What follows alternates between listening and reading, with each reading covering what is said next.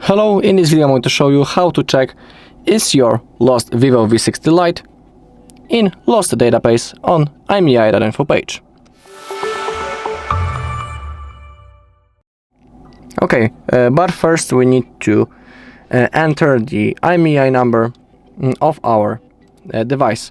If it's lost, I know that you won't be able to check it using this method, because down below there's a tutorial how you can check it. But if you have your phone, your box phone, the IMEI should be written on the edge of the box. So that's where you can find it. Now type it, click on check IMEI. You can see that the VIVO appeared. Now scroll down until you find the basic checks and click on lost device check. Okay, and now click on check lost/stolen status. And as you can see, this device is reported in IMEI.info lost/stolen database. Now you can scroll down. In here we have a description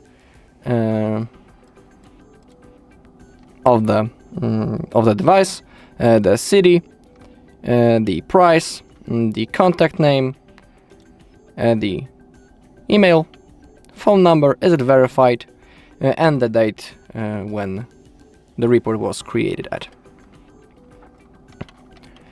Alright, and that's all in this video. Thank you for watching. If you found this video helpful, please leave a like, comment and subscribe.